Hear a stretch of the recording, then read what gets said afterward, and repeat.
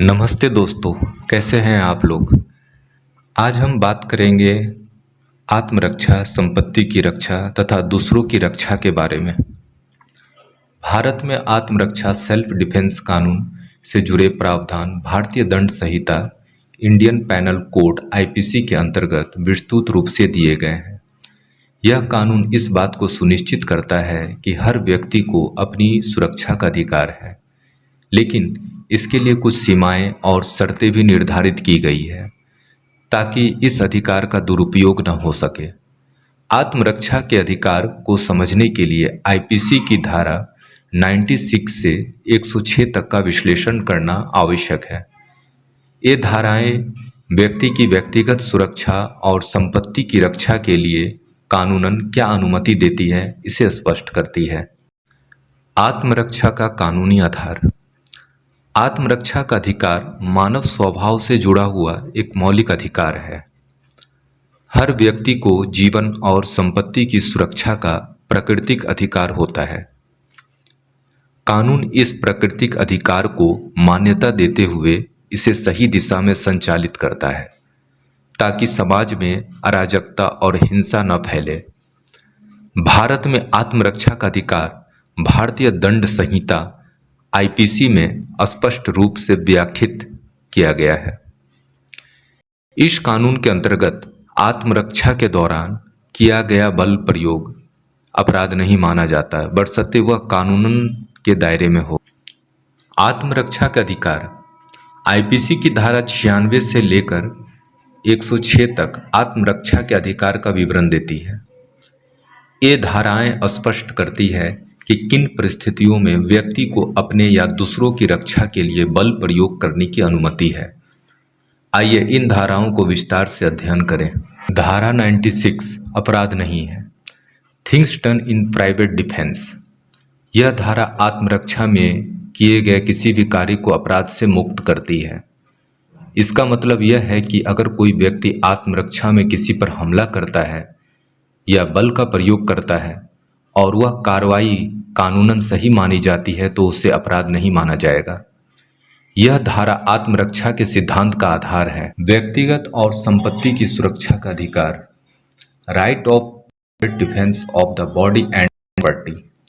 इस धारा के अंतर्गत हर व्यक्ति को यह अधिकार प्राप्त है कि वह अपने शरीर या किसी अन्य व्यक्ति के शरीर की रक्षा के लिए बल का प्रयोग कर सकता है।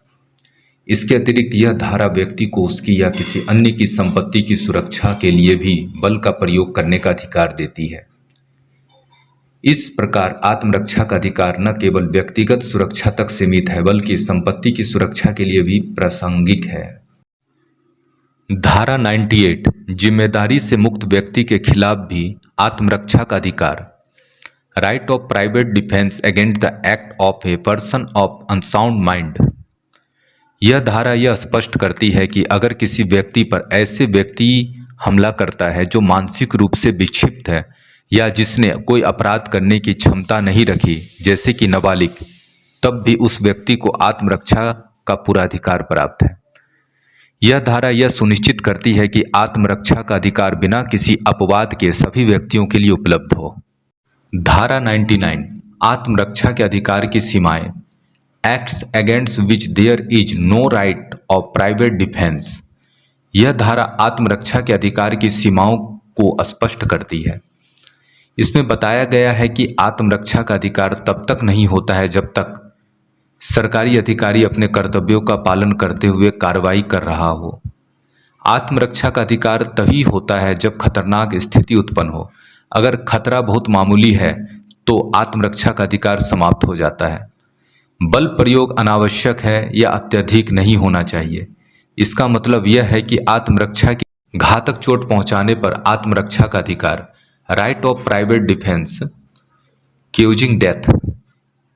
धारा 100 के अंतर्गत ऐसे मामलों में आत्मरक्षा में जान लेने तक का अधिकार दिया गया है जब किसी के जीवन को गंभीर खतरा हो। यह धारा यह स्पष्ट करती है कि अगर किसी पर घातक हमला होता है तो वह व्यक्ति आत्मरक्षा में हमलावर की जान लेने तक का बल का प्रयोग कर सकता है। उदाहरण के लिए किसी की हत्या करने का प्रयास हो, बलात्कार करने का प्रयास हो, अपहरण करने का प्रयास हो, डकैती या लूटपाट का प्रयास हो, इन मामलों में आत्मरक्षा का धारा 101 घातक चोट के अलावा मामलों में आत्मरक्षा right of private defence causing any harm other than death. धारा 101 कहती है कि अगर हमला इतना गंभीर नहीं है कि उसमें जान लेने की आवश्यकता हो तो भी आत्मरक्षा का अधिकार लागू होता है। इसमें हमला करने वाले को चोट पहुंचाना या उसे निष्क्रिय करना शामिल हो सकता है, लेकिन यह जान लेने तक सीमित नहीं होता।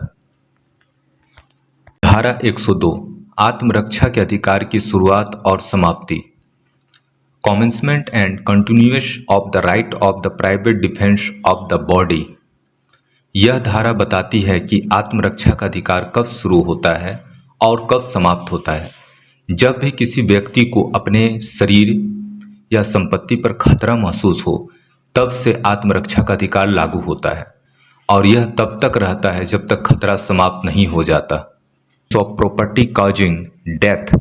इस धारा के अनुसार कुछ खास स्थितियों में अपनी या किसी अन्य की संपत्ति की रक्षा के लिए जान लेने तक का बल का प्रयोग किया जा सकता है, जैसे घर में घुसपैठ, आग लगाना या विनाशकारी हमला, डकैती का प्रयास। इन मामलों में संपत्ति की सुरक्षा के लिए घातक बल का प्रयोग किया जा सकता है।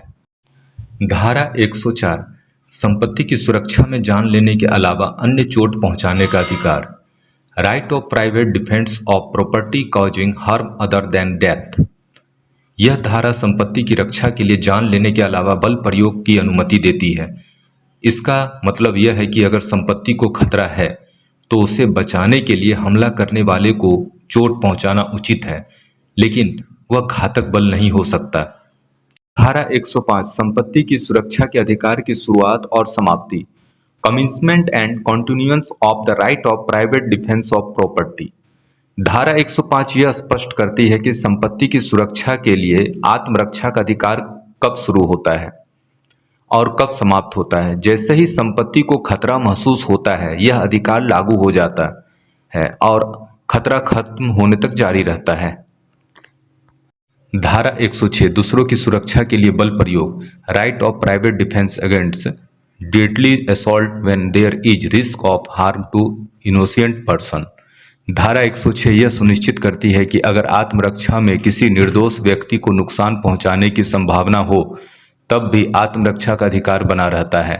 हालांकि इसमें बल प्रयोग करने वाले व्यक्ति को यह ध्यान रखना होता है कि वह यथासंभव निर्दोष व्यक्ति को बचाने की कोशिश करे। आत्मरक्षा के कानून की व्याख्या और सीमाएं। आत्मरक्षा के अधिकार को लागू करते समय कुछ महत्वपूर्ण बिंदुओं का ध्यान रखना होता है। बल प्रयोग की मात्रा आत्मरक्षा के लिए किया गया बल उचित और सीमित होना चाहिए। परिस्थिति का मूल्यांकन।